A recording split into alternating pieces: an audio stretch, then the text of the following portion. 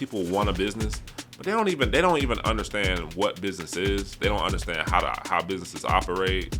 Bro, you don't really know business until you really like.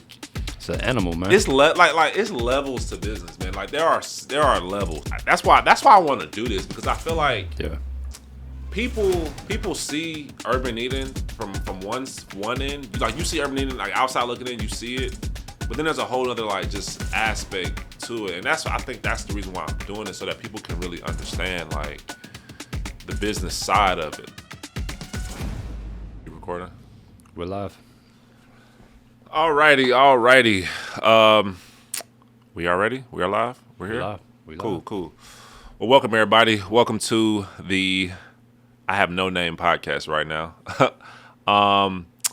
What I'm going to say is that this episode today is just going to be kind of like an intro episode. Yeah, it's an intro episode. And I know I'm saying a few times, but, you know, this is just kind of like, you know, it's the first episode. It's the first episode of me as the CEO of Urban Eden, kind of doing this podcast. So like, what is this podcast? So this podcast right here is myself as the CEO, the entrepreneur, the business owner. I just felt the need to just want to sit down, get in front of the camera, talk business, talk transparently about what things I'm going through. Talk about current events, just talk business, like the things that I really like to talk about, the things that I go through. It's a lot of things that I go through, and I share a little bit of like tidbit stuff on Instagram in my stories, and then a lot of people, you know, they'd be like, man, you need to have a podcast, man, because I would love to just listen to like what you're talking about in more detail and long more context. overdue. You said what? It's long overdue.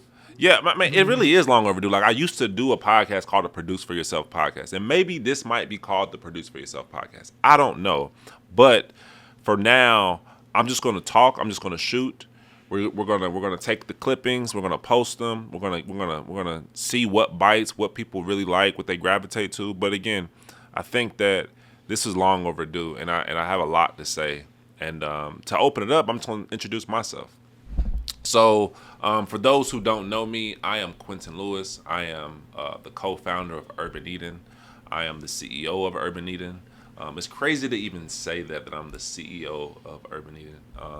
We've been doing Urban Eden since like 2015, and I've learned a lot. I've experienced a lot, and that's what I want to tell people and teach people, and not even teach, but I want to share my experience. That's really what this is. This is me sharing my experiences as a CEO of a startup brand, particularly a $5 million startup brand. That's what we are. We are a $5 million business right now. That's where we're at. That's the revenue that we did last year.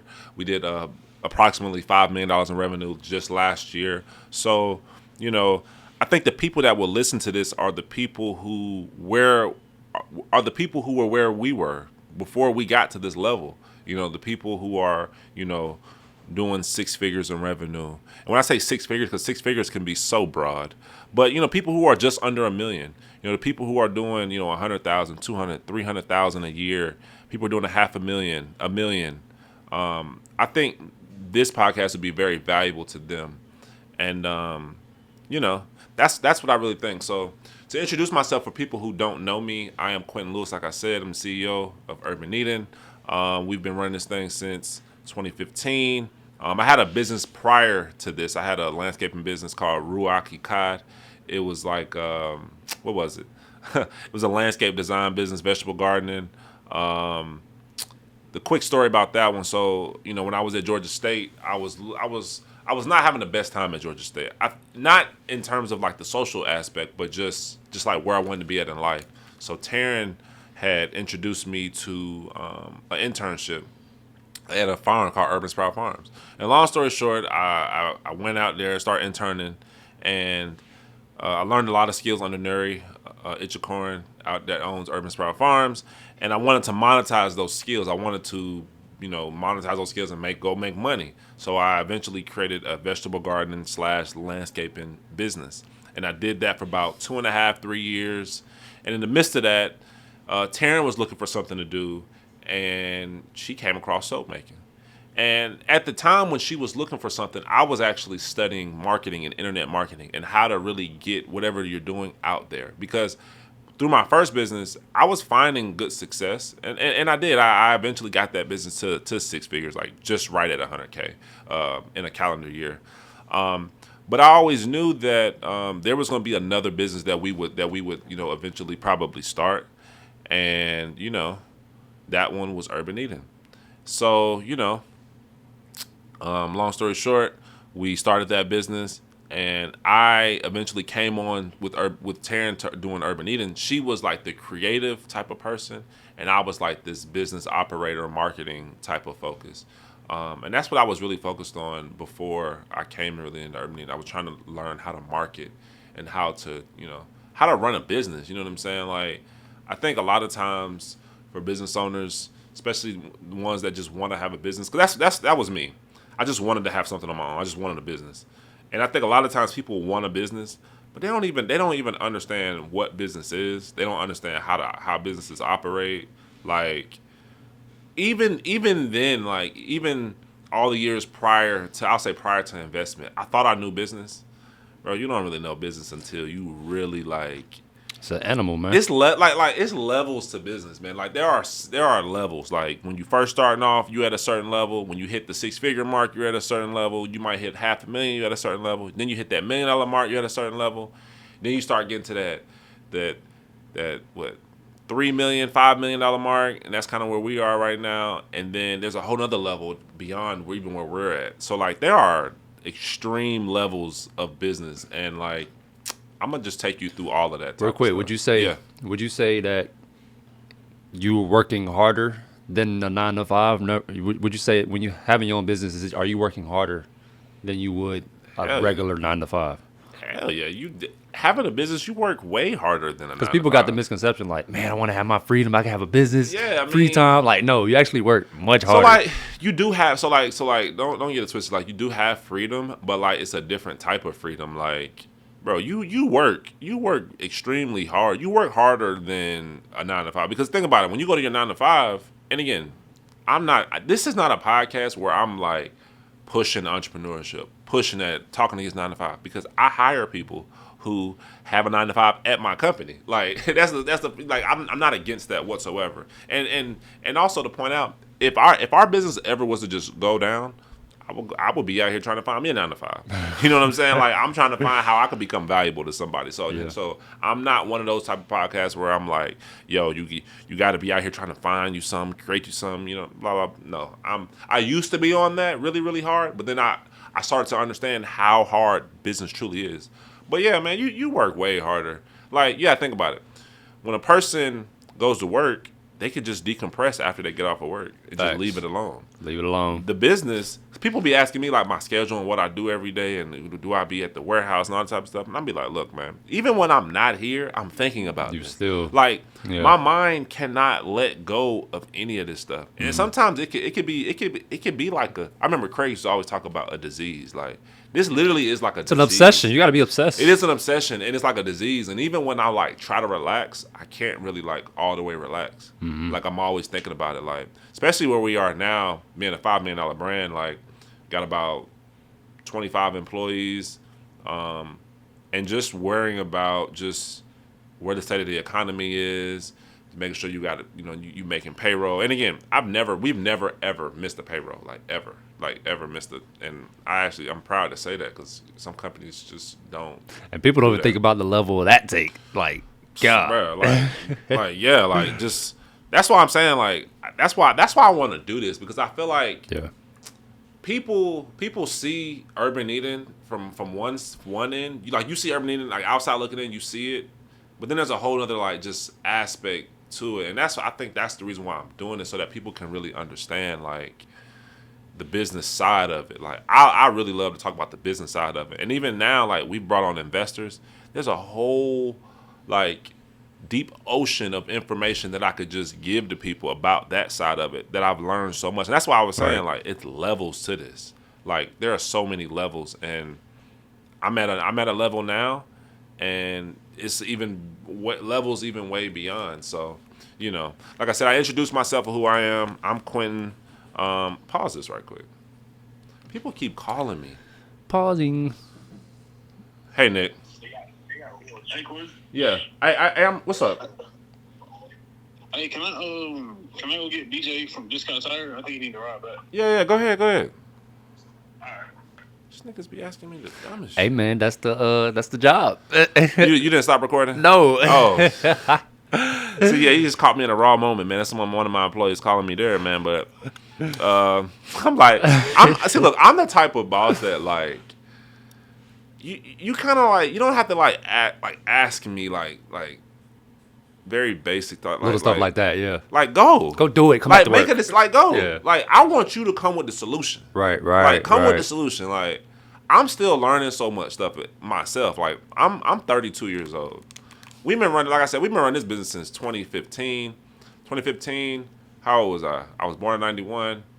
So my birthday, 23, 24 years old. So like I feel like I've been doing this thing for like our entire 20s and now into our early 30s. Like Facts. it's been a minute. So, I think this part of the podcast right now is just really trying to give me some credibility.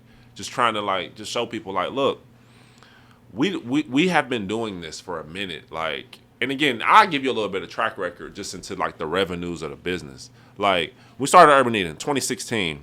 We did what was that? We did like 15,000 in revenue. 2017, we did 68,000 in revenue. 2018, we did 108,000. 2019, we did 260. Here come COVID. 2020, we did 2.6 million. In 2021, we did 3.7 million. 2022 was a flat year. We did 3.8 million. And then last year, we did 4.7 million. This year, we projected to do like 5.5. We might hit 6. It just really depends. It's a lot of factors. You know what I'm saying? So like, we have been growing this thing. You know what I'm saying? And really, I would say the business really to me didn't even start till 2020. It didn't even start till 2020. Actually, you could even say like it didn't even start till 2021. Yeah. Like after we got through that. So, Yeah. you know what I'm saying? It's a crazy time. It was an incredibly crazy time that year. Like it was a blur. So you know what I'm saying? Like, so next thing I'm just gonna go into like just kind of like just where my head is, where I'm at, like how I'm currently feeling, because it's a lot of things happening right now. I would say that we're in a recession right now. Yeah. I would say that we're in a recession. Would you agree? Of course. I would say that we're definitely in a recession. People penny pinching, man. You know what I'm saying? Like even when I look at our numbers, like even right now, look at our numbers, we're still 15 to 20% up year over year in terms of revenue, but it just feels different. It just feels like it's harder to hit these certain levels that we're trying to get to. And the thing is, I would say this, for our company, being at that $5 million revenue mark right now, we're in such a crazy spot right now. I heard somebody, I think I sent you the video, but I heard somebody, a guy was, and I'll give you the video, but he was talking about how when you're in that, so he said 2 to 3 million, but we're at 5, which is very similar. 2, 3, 5 million, it's very similar. When you're in that level of business right there in revenue, you're like in there, they call it like the swamp. You're like in the mucky, like it's a very nasty part of business to be in, because like, and I'll tell you why. And I can see you clipping this one out right here. But like you're too big to take advantage of any of the resources for smaller businesses and stuff like that. Like people be sending me grants and stuff like that, and then we'll go through it. I'll go through the application and it'll be like, oh, you can't take investment over $1 million or something like that. And I'm like, oh, shit. Or they'd be like, oh, I remember we was applying to Essence Fest this year, and I was thinking that we were gonna be able to pay the price that we paid last year because we did over $1 million in revenue. They're like, yeah, it's gonna be like $30,000 for y'all to go, and it was just like, well, okay, well, that's a lot of money. Sound like a middle class citizen. That's a right, right. But then, so like I said, we're too big to take advantage of the smaller things, but then we're too small to even be recognized by like the bigger players. Such an uncomfortable like, place. We're to too be in. small to be acquired by like any of these other businesses. Yeah. We got to grow a little bit more. Like we got to get to that. We got to get into the 8-figure range a little bit and start making our way through there. But I say all that to say, like, this is a very hard time in business right now at the level that we're at. Like, me and my team, we talk about it all the time. Like, I feel like we're at like this little glass ceiling. Like, I feel like we're bumping our head to it. Like I said to you the other day, like, everything that we're doing now, if we did this stuff in 2020, Yeah, facts. we would have, instead of hitting 2.6 million a year, we would have hit 10, 15 million Facts. a year. Like, because right now I have a 6-person marketing team, and the marketing team does really, really well. You know what I'm saying? I just think that the environment that we're in right now is just it's putting a strain on. Like, I think the consumer spend, like, it's not as strong and whatnot. But again, we still got to make a way. We still got to push through. We still got to figure out a ways to strategically, navigate through these waters. We have to survive. Like, you know what I'm saying? That's where my mind is at right now. My mind right now is trying to navigate us through these murky waters, through the storm. You know what I'm saying? Like, if consumer spend has started to come down, that affects our business because we are a 100% direct to consumer on Shopify business. So, yeah, man, like it's hard out here right now, and it also too, like, a lot of businesses are shutting down. Yeah. Like, we get articles. We subscribe to this publication called Beauty Independent, and Beauty Independent shows a lot of stuff that's happening in our industry. And man, I say, like, every week, every couple of days, a business is closing. Like, a business is shutting down. Even stuff that's not on that publication, I'm seeing lots of businesses shut down, and it just really gives me a lot of perspective, and it gives me a lot of just, I'm just thinking about it in my mind. Like, I'm not gonna lie, like, it gives me anxiety. Like, it really does. Like, 'cause I'm sitting there just like, what you about to say? No, I just went to Beauty Independent. The very first thing that pop up. What A does way it to say? keep your founder-led beauty brand going. That's what I'm saying. Like, this environment right now, it is a very tough environment. Another thing too is that, the interest rates play a big part in this whole thing, because you got to think, we're coming out of this whole 2020, 2021. 2020, 2021, everybody was booming. Like, everybody was booming. Like, we went from $260K in a year to Right. 2.6. We 10X in a year. Like, Hey, man, those stemmies, man. Shoot, we yeah, get some everybody soap. had money. Like, that's what it was. Everybody had money. Yep. Like, things were just, things were popping. Things Investments were were growing. popping. Crypto was popping. Investments, like, Yeah, you know what I'm everything was saying, popping. money was cheap. Yeah. Interest rates were like at damn near 0%. So you got to think, when interest rates are really, really low, the cost to borrow money is cheap. So people can just freely go out and do what they want to do. Now those interest rates are much higher now, so the cost to borrow money is higher. So with that being said, valuations come down. The cost to just borrow money has went up. Like, capital isn't even flowing. Like, that's why I am actually, sometimes I go back and forth about our investment that we took. Like, that's why, honestly, it was a good thing that we did take our investment, because we got money right before a period of time now where people aren't getting money. You know what I'm saying? So, it's a trying time right now. But with all that being said, you know what I'm saying, there are still opportunities to be had, and that's what we're about to go into now. It's about the opportunities and what we're focusing on as a brand to try to navigate through these murky waters right now. Like, what are we doing and what are we focusing on? So I'll give you the first thing that we're focusing on. So the first thing that we're focused on as a brand, going through, you know what I'm saying, all of these little murky times, these murky waters right now. I say murky waters because I liken it to a ship. Like, the Amazon is like this huge cruise liner, big jetliner ship. We're like this small, like, little 2-person boat, you know what I'm saying, on these waters, you know what I'm saying? So we got to figure out a way to navigate through this thing. Yeah. And we can. So the opportunities right now, subscription. And, that's one thing I've been talking about a ton. Like, this is how I feel about subscription right now. Subscription is something that, especially with our products bar soap, natural body care, and subscription fits our brand perfectly. But subscription was never really something that I really, like, focused on, like, really heavily. I always thought that, let me tell you what I thought about subscription. I always thought subscription was like this very simple thing where you just put the option to subscribe on your products, and then, you just naturally will get people who are going to subscribe if they want to. That's cool, but that's really not going to, like, help you really, like, grow subscription to, like, a whole other level that you really want to grow it. Because, for you to truly grow subscription, you really got to, like, strategically, put it in place. Like, you really got to, like, there's got to be a lot of strategy around it. You know what I'm saying? So we're focused on subscription. The thing about subscription right now, last year subscription made up 5% of our total revenue, which isn't a lot. But I mean, again, when you think about it, if we did almost 5 million, 5%, what is that? 10%. So that's like $250,000. So about $250,000 of our revenue, of our 4.7 or whatever, was subscription. I would say that's very weak. That's weak. That's not strong whatsoever. And I'm from the. I read a book called Built to Sell, and Built to Sell. Great podcast too. Great podcast, by the way. If you have not listened to that podcast, listen to that podcast. Go read the book first. Actually, read the book first. You read the book? Book is fire. It's like a story. It's a story. It's a fictional story. So read the book first, then go listen to the podcast. Yeah.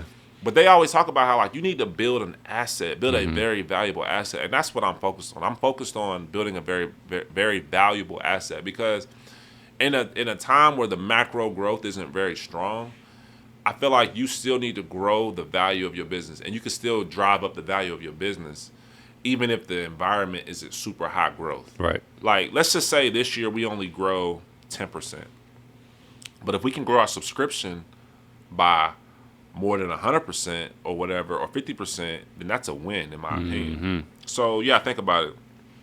Last year, I said 5% of our revenue was subscription. After the first quarter, our subscription revenue has shot up to 12%. Nice. Just by us focusing on it, by us communicating it, Right. by us just making small optimizations. It's still a ton of optimizations that we got to make, but I just feel that in a time where people's pockets are being pinched, people will make smarter purchases. So with that being said, if I can make subscription a very valuable offer to people, then it just and they're a repeat customer, it just makes all the sense in the world to subscribe. Right. And that's what we want to make it. Like that's how I'm thinking about this year. Yeah. Even if people's spending is going to go down, I want people to make a smart purchase with Urban Eating by subscribing. So what we did was we took our very most valuable product, which is our 5-bar bundle. Our 5-bar bundle was our most valuable product. It's our most popular product since day one. Right. This podcast is sponsored by Urban Eating's 5-bar bundle. If you have not tried Urban Eating's 5-bar bundle, definitely give it a try. If you have tried it, then I definitely highly recommend that you subscribe. The subscribe and save option, it is a no-brainer.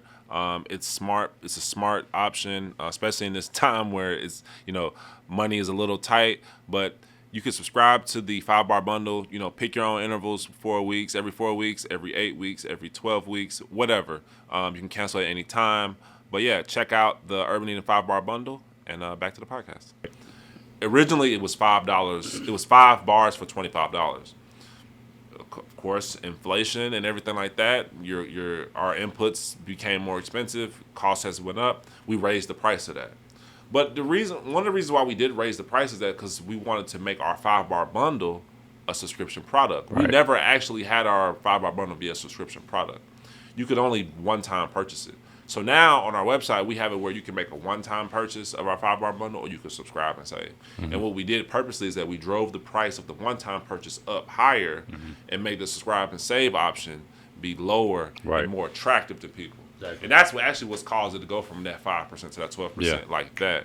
You know what I'm saying? That's just one quick optimization that we made. So, for those out there listening, if you're trying to figure out like how can I still become valuable during this time, like it's harder, sales are becoming hard, like really you might have to take a step back, but really focus on your subscription. Like people don't really know this, but subscription companies, man, like really SaaS companies, subscription as a software companies, which is that's going to be like your Shopify's, your Klaviyo's, those tech companies who you basically have to have a monthly type of subscription. Right. Which again, like Shopify, we've been on Shopify since 2015. Literally, we've been on Shopify since 2015, paying a monthly bill to Shopify. About to be a every decade, single month. man. It's about to be a whole decade that I've been on there. But think about how valuable that is to that company, that they've been Facts. getting predictable revenue for almost a decade. Right. There it is. Yeah. That's valuable. Isn't that considered like the lifetime value of your customer, all that stuff? Yeah, like that's that? LTV. That's Yeah, LTV. Yeah. That's LTV. So this is the thing that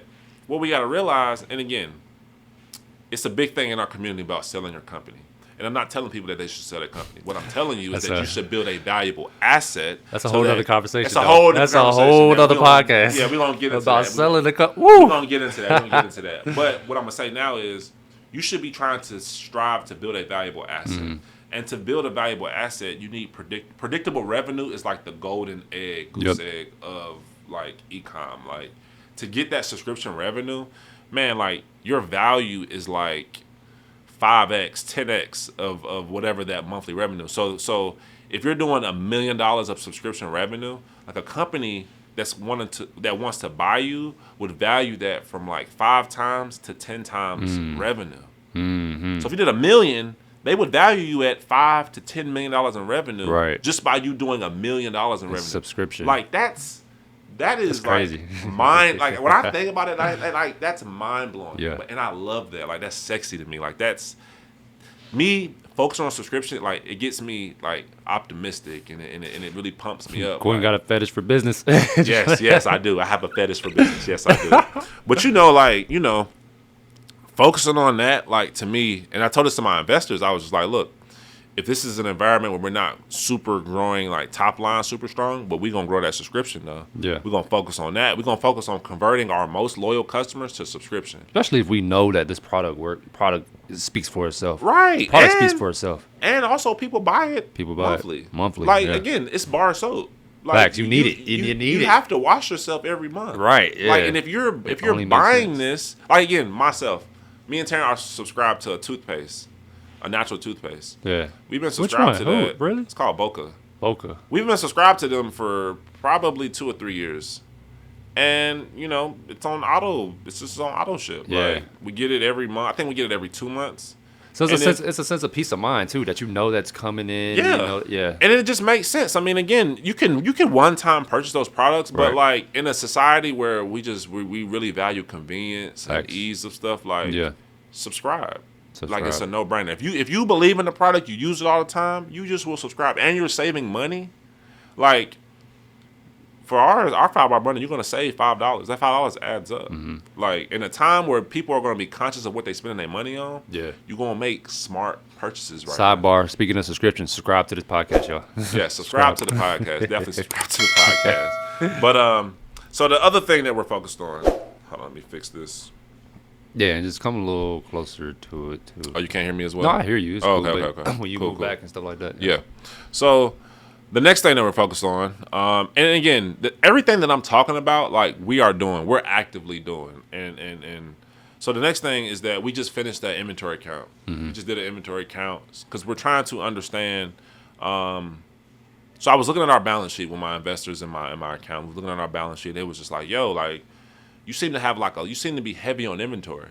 And I'm looking at them like, okay, we need to do an inventory count. So we need to do an updated inventory count. We did an inventory count of everything. And my inventory manager, shout out to Brandon, he gave me the numbers and we looked at it. We was just like, yo, we are heavy on our sample products. We're heavy in our sample packaging. Mm-hmm. Long story short, we used to sell samples on our website.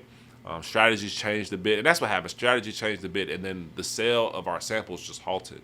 But now we're left with all of this inventory that's just sitting in our warehouse, and we need to figure out a way to liquidate it and convert it to cash. Because right now, my advice to companies now is to offload all of that inventory that you just sitting on, convert it to cash so that you can stack cash. Because in these times right now, like it's hard to get capital, hard to get access to capital and money. You better be, stacking cash. Facts. You literally have to do everything yourself right now. You have to produce for yourself. Speaking of that, but like it's right back. now, right now, like you got to become your own bank. Like you got to become everything yourself. Like it's got to come from within. Like you got to create your own demand. You got to do all of that. Like and being an e-commerce direct to consumer company, you're already kind of used to that. You're used to doing everything yourself. Like. You're not in retailers. We're not in any retailers right now or anything like that, which I actually think is a good thing that we're not in any of those things. Like I would not want to have my product in retail stores and then sales go down and my product is in there. Mm-hmm. So then I gotta wait 90 days, 60 days for you to send me my money. Oh yeah. Yeah, you can have that. And again, that's not to say that we will not be in retail stores. We will one day, but right now we're not. So, like I said, our focus right now is to offload all of that inventory. And that's what we're doing right now. We're putting together a strategy so that we can offload the inventory. And to give people like just a way to do it, like I know one of the things that we're being cognizant of is not appearing to our customer as if we're trying to like liquidate it. You know what I'm saying? Like we're trying to like it's a everything must go type of sale. Like we're not trying to come off like that. Right. Like we wanna strategically, you know what I'm saying, align it within our strategy. Mm-hmm. You know what I'm saying? Whether that be, you know, the things that we're gonna be doing with is like, you know, giving it away as free gifts. Mm-hmm. You know what I'm saying? Putting in free gifts with subscription orders. Right. You know, bundling, making strategic bundles, you know what I'm saying, and selling them. You know what I'm saying? Like we're gonna do things like that. Mm-hmm. You know what I'm saying? We're gonna do things like we'll do like in-store only promotions. You know what I'm saying? We're gonna do lots of different things to try to offload this inventory. You know what I'm saying? So like I said, when we first was in the business, and this is probably like a couple years in, we created a sample pack. You can get 4 samples for like $6. Yeah. So we did that at one point when you could pick your samples. Right. After that, I think I switched to a method where it was kind of like that free plus shipping thing that was on Shopify, where I made the product free, but I put the price of the product into the shipping. Mm-hmm. So it was free product, but that just went to shipping. Right. So then I did that. Once I remember once investors kind of came in, I was still doing that free. We were still doing that free, the free strategy, the free sample strategy. Once they came on, we optimized it a bit better, and we switched to top samples. So we just only put our top samples, so people don't have to pick. Mm-hmm. Because and what that did was it just made the conversion rate just go even more, because now they don't have to pick what soaps they want to pick, because it can be kind of overwhelming picking from our selection of soaps, like what to sample. So we were just like, look, we're just gonna give you our top 4, and here you go. It was free. You use a discount code, make it free. You still pay for your shipping. Mm-hmm. But then we stopped selling the other ones. So the ones that you could pick, like not the top 4, but you was picking all the other ones. Right. So by us doing that, we still had that inventory. So that inventory just set. And again, since we make all of our products in house, it's the packaging that we have. It's the packaging. It's not products in there. We can make the product, but it's the packaging that we still have. So fast forward this past year. So we start the year January. So in January, we had missed projections probably by like $10,000 or whatever. So we lost $10,000, and it was about $10,000 or $15,000. So we were just like, look, we can't keep burning cash. And when we analyze the free sample strategy, the strategy doesn't become profitable. Like the cohort of customers who come in for that sample strategy don't become profitable until like month 8. So with that being said, where we were at the time in January, we like, yo, we can't keep burning cash every single month. So that's why we decreased that strategy. We were probably doing like 25 to 3,000 free samples a month, orders. Mm-hmm. So we decreased that all the way down to like 500 of them. So we just decreased it. The pros and cons of that strategy is like, the pros are like, you know, you get cheap traffic, you get a lot of good traffic coming in because people want to see a free offer. Exactly. You get product into the hands of customers, all that type of stuff, and you also get some. You end up finding some good customers. Exactly. So I could go through a lot of customers' history to order and look at. They started off with a free sample, and they end up coming back. And got a $5. Get a second purchase. And get a second purchase, a third purchase, and for us as a brand, that's how we really make our money. It's from you making that second, that third, that fourth purchase and continue to use us. We really don't make all of our money from that first purchase. Like, you know what I'm saying? Sometimes that first purchase can be unprofitable. It's just planting a seed. You're just planting a seed. Yeah. And the thing with the free sample strategy is that you're not making money up front. It's really an investment. It's an investment. Exactly. So the con of it is that you burn cash up front. You're burning cash up front. And if we're trying to conserve cash, then we needed to decrease that strategy down so that we're not burning cash. Exactly. So that's what we did. Another con, don't forget, it attracts a low quality customer too. It also attracts a lower quality customer, and it does do that. Because you just get people who just try the soap and they'll never come back. Just for the free and never. And again, they pay for their shipping. They pay for their shipping. And again, we've raised the price of our shipping a little bit so that we can kind of take a little bit of that cost. But again, they essentially get a free product. Yeah. But I don't think that's not. It's still not. To me, it's not a bad strategy. It's really not a bad strategy. You know what I'm saying? But in an environment right now where you're trying to conserve cash, and you don't, the cost to acquire a customer has continued to rise and stuff like that. Like, it's just something that we just needed to decrease at the time. You know what I'm saying? Because we don't want to continue to keep burning cash. So the very next month we hit break even, and in March we were profitable.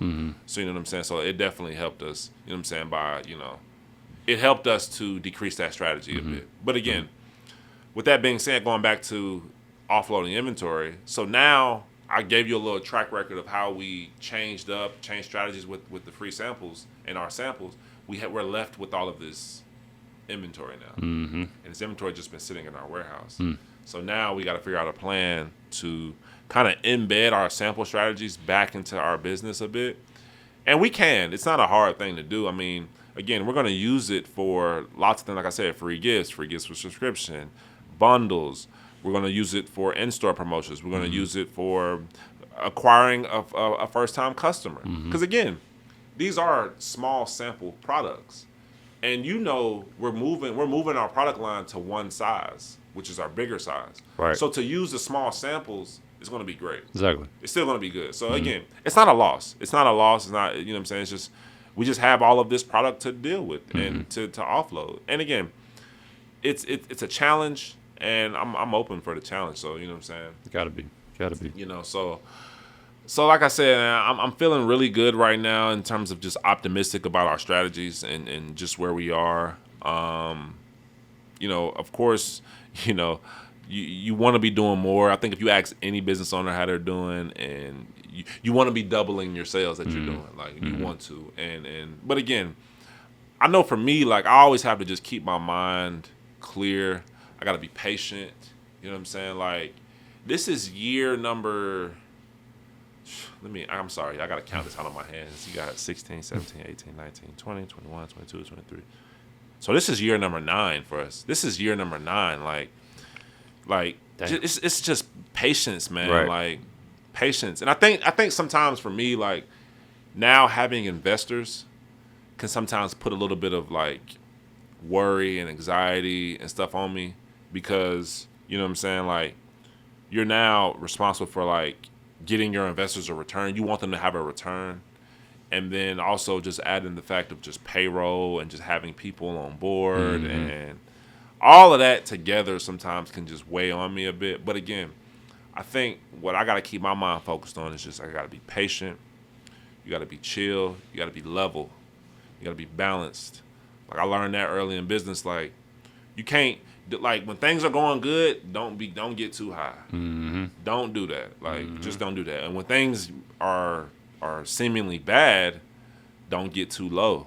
You just need to stay even kill. Like you need to stay very consistent, very persistent, very even, very balanced, because it's a lot of stuff that happens in business. It's a lot of ups and downs. It's just a lot. Like it is like, but you gotta just, you know how to just, balance yourself and keep yourself. In other words, the company will grow as you grow as a person.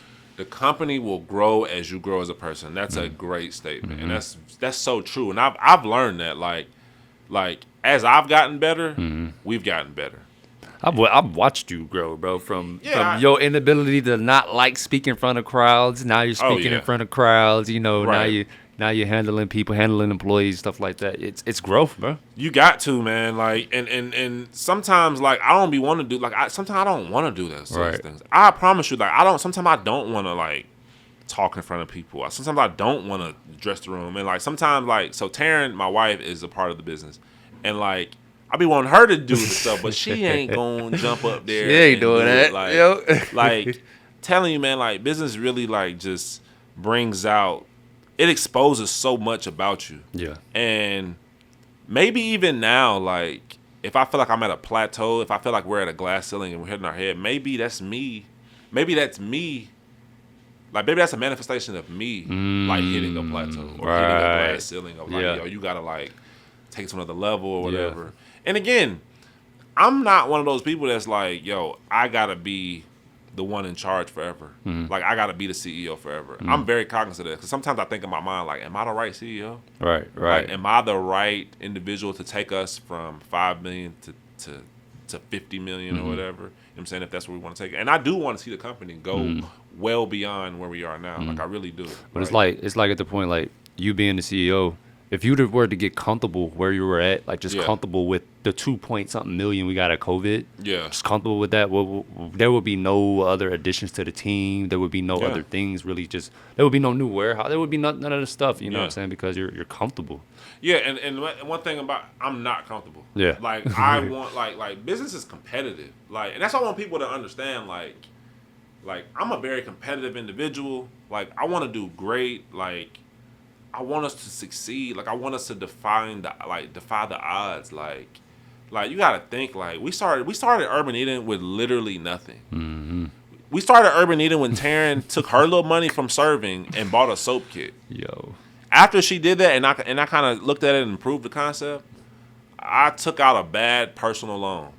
I Never remember forget it. that. I took out a loan. I took out a personal. Like I don't know where this is from. Hey, but is this the loan where you had a certain amount of days to pay them, like while you were using it? You had to pay them a certain. Remember those loans you was getting? I can't remember, man. I Yeah. don't think so. No, it wasn't those. Okay. But this was a personal loan back in like 2016. Yeah. That I was living with my mom at the time. I never forget it. Yeah. I took out a loan. It was like $3,000 or $4,000, and we were able to buy like some of our first initial like equipment. Yeah. Like, we was able to buy. We bought a drum. Yeah. Like we bought. I don't know if you remember. We had got a drum delivered to the house. And, Yeah, I and it was remember in that. front of the garage. Yeah. Like that was when I was able to buy all of those. We had to move that thing ourselves. We had to move it. Like so. Like I started this company with like nothing, Right. and I want to It's see hard this work, thing. dedication, I and want to see this willpower, thing man. continue to go, and that's the thing. Like Yeah. we are doing that. Like Thanks. we are doing that, and we're gonna do that. Mm-hmm. And that's what this podcast is for, man. It's for to continue to document this journey. It's for people to ask questions. Ask me the questions that you need to ask me. Like when you ask the questions, it allows me to go back and retrace maybe an experience that I went through or whatever, you know. And again, I don't know everything. Mm-hmm. I don't know everything. That's why I said like I don't want to. This podcast is not for like teaching. More than anything, it's for me to regurgitate my experiences Exactly. and also giving you a real in time feel of what I'm feeling in my mind. Yeah, I won't and call it where I'm teaching. at. It's your wisdom. Like at the end of the day, like Yeah. you're learning from your experience. Take what you can from it. Leave what you Absolutely, need. Yeah. absolutely. And then too, like you know, we were thinking about doing a podcast with me and Taryn, Mm-hmm. but like I feel like me and Taryn probably just needed two separate podcasts because Taryn like to talk about. And again, I like health and wellness, but Yeah. again, I think what I'm like truly passionate about Right. at this time in my Right. life is business. Of course. You know, being a CEO. You know, teaching. What I really do like to do. I like to talk to other business owners who are where we were, and I like to try to give them game and try to help them out in Yeah. their areas. So you're gonna be interviewing people. We're gonna have guests on here. We're gonna have guests. Let's get it. We're gonna have guests. Let's get We it. for surely are gonna have guests. Because Yeah. I think having guests is a good thing. Mm-hmm. You know what I'm saying? Like and again, there's gonna be guests. I would like to bring guests that are below our level of business, but also above my level of business. Mm-hmm. Like there are people that I used to look up to as I'm going through my journey. And then there are people that I'm looking at. What's crazy, I look at a lot of people. People don't even realize it. Like Yeah. it's people out here in business that are doing way less than we're doing. I'm watching them. Right. I'm looking at them. Yeah. I would say some of their names on here, so then they'll be like, "Oh my God, he's watching shouting me." me out, yo. But now, like, there are businesses I'm out here just watching, Yeah. looking at, and I'm just seeing how they move, how they navigate, and I'm pretty sure people doing the same thing to us. Mm-hmm. Like they watching us and looking at us and how we navigate. You know what I'm saying? So I'm grateful, man. I'm extremely grateful. I'm a first time dad now. Thanks. That's actually such a pleasant thing. It's something new. I love it. You know what I'm saying? You've already been a dad, so you've already got to experience that type of thing. So now, you know, Eden is 9 months. I'm getting to go through that. You know what I'm saying? Also trying to balance that with business. You know what I'm saying? But, you know, it's good having a partner that can help me to kind of take a lot of that stress off me. It's tough so I though, can because focus this on business. Urban Eden your firstborn. Urban Eden is literally it's my your firstborn. firstborn, bro. So it's And like Eden is my secondborn. first Urban Eden 9 years old. And now you got a Urban Eden is 9-month-old. Yeah, Urban Eden is 9 years is in year 9, but now I got a 9-month-old. You know what I'm saying? It's crazy.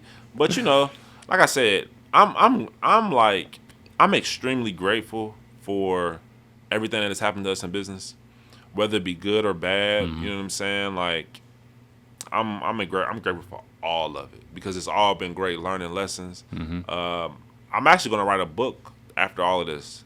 I'm gonna write a book. Hey man, you gotta package that up, bro. I'm gonna write a book for sure. Yeah. Like it's too much stuff that's happened Right. year by year to Right. not write a book. To not write a book. Like I think about Jamie Schmidt, and shout out to Jamie Schmidt, Schmidt's Naturals. I don't know, you guys have probably seen them. They're deodorant brand inside the stores. But she wrote a book after she exited. And again, guys, like I know my community is gonna be watching this and stuff like that. And again, the way I talk about exits and acquisitions, like it's gonna be it's casual. Like I think we need to embrace that type of stuff, man. Well, like, you gotta. it doesn't need to be give taboo. Them, you gotta get them to understanding. Folks I gotta don't get people to understand understand it. this. Like They don't understand it. But again, like it's almost like it's like when we talk sports and people talk about rings and championships, like those are rings and championships in my opinion. Exactly. So when I talk about those things, I talk about them like that. Yeah. You know what I'm saying? So speaking of Jamie Schmidt, like she wrote a book after she exited. And like me and Taryn we read that book together. We read it, and like what me and her like do, we like to take books like that and we read it out loud. So she'll read it, we'll read chapter by chapter and read it out loud. And like reading that book, like I was so inspired. Like I can't wait to write our book. Like I can't wait to experience like whether it be, and again, I'm gonna throw that out there. Somebody would probably ask me, Quinton, do you ever want to sell your business? Oh, my bad. Somebody would probably ask me, Quinton, do you ever want to sell your business? And my answer would be, I want to experience a liquidity event. What is that? Dude, what are you talking about? They like, what is that? So look. English. So look, when you're a business owner, when you start a business, you started with nothing. Mm-hmm. And you end up, say you start growing this business or whatever, and it starts to, generate millions of dollars of revenue or whatever. Like, a liquidity event is just something to so I'm sorry. All of my wealth is in the business. Facts. It's illiquid. Yeah. It's not liquid. Yeah. So somebody I remember one time Nick saw me. He's like, Quinn, you're a millionaire, aren't you? And I was like, no, I'm not. No. I'm not a millionaire. I am nowhere near a millionaire. Yeah. Now, people want to like look at the value. People perceive you and Taryn as that. That's the perception. You could do that, but the thing is, that's why we're doing this because people don't understand. Exactly. Mm-hmm. Like when black people be like, "Oh, you're a sellout. You sold your company." Right. You don't have nothing. Right. You don't. You don't have anything. I own Urban Eden. If Urban Eden just instantly stopped making sales, everything goes to zero. Yeah. I have nothing. You gotta go clock in, sir. I have to go. Yeah, I'm saying I have nothing. So like when I say I want to experience a liquidity event, all I'm saying is that I want to be able to make my wealth that's in the company liquid. Facts. That's all I'm saying. Is that I want to be able to get a return on the things that initial $3,000-$4,000 bad loan that I put in. I need a return on that. Yeah. I need to, and again, we have been getting a return on it in a bit. Like, I do earn a salary from this company. Yep. We do have salaries, but again, that's just to help me pay for my living and stuff like that. I have goals and aspirations. I have other businesses that I want to create and stuff like that. So for me to be able to get that, I need to experience a liquidity event. Mm-hmm. And again, when you have a liquidity event, it doesn't mean that you're selling the whole company. Right. Like I could sell a percentage of it. Exactly. And that person give me money for that, and then you know what I'm saying. And that's what happened with. That's what people don't realize. But when you take investment, you actually sell a portion of your company. Right. You actually do. Yeah. They buy a portion of your company. You know what I'm saying? So, how long we been recording? We are approximately 50 minutes in, man. So I think this is actually good for like a first episode. Yeah, I don't want you to go too deep into those topics. I'm not gonna go too deep. I'm not gonna go too deep. Yeah. I'm not gonna go too deep. You know what I'm saying? So what's today's date? This is May 13th, 2024 right now. And the only reason why I mentioned the date is just so that people can understand if they listen to this a year from now, 2 years from now, that they can understand what was happening right now. But a lot of good things are coming. A lot of good things will be coming to this podcast. I'm going to treat it like a diary almost, too. Just give people my experiences, talk to them. This has been another initial episode. You got to call it Produce for Yourself, This is an initial episode. So, we probably can't say this is the Produce for Yourself because it's a continuation. It's literally, And for people who are listening, like, what is Produce for Yourself? So, like, Produce for Yourself is something that I used to say like all the time. And I actually had a podcast called Produce for Yourself. So like, just real quick before we end it, when I was interning at the Urban Farm and I was learning how to grow food, I was really into like growing food and producing food. And I was just like, man, this is amazing. Like, I need to be able to learn how to produce my own income. Because I'm like, I'm producing food. Right. I learned like Feed myself. like growing food is a very autonomous act. Like, and that's the mind frame that we come from, especially being Hebrew Israelite and stuff like that back then. Like, that's what you read about those things and you aspire to do those things. So growing food is one of those autonomous acts. So I was like, yo, I gotta learn how to like produce my own income, which I think at the time I didn't even know that it was called probably being entrepreneur or whatever. Yeah, But right. anyways, It's a buzzword today. right. So we talking about produce. So yeah, so I would always keep saying that. So I was just like, man, I want to be able to produce for myself. So I kept saying, produce for yourself, produce for yourself. And this would be in all of my videos. So I was just like, I want to create a podcast called Produce for Yourself, where I would interview different entrepreneurs out here that's producing for themselves.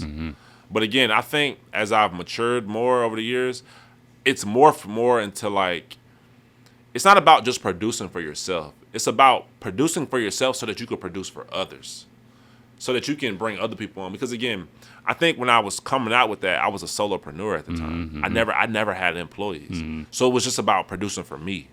It almost sounds selfish, but again, I think when people are on a journey of trying to create a business or on that journey of entrepreneurship and personal development, you got to have a period of time where you're selfish. Facts.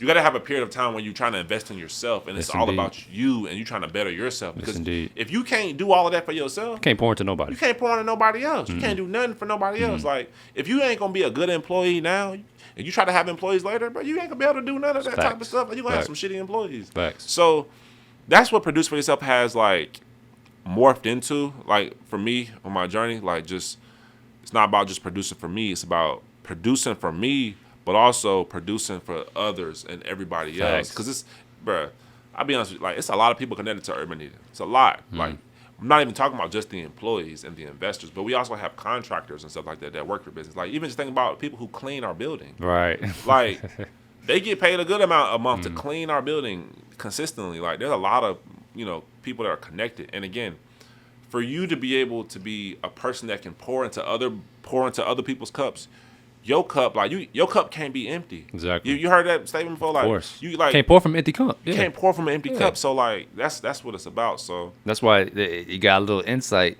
Whoever's listening got a little insight into why a liquidity event is necessary, so that Quinton can continue to produce for others. Because you could continue to do that.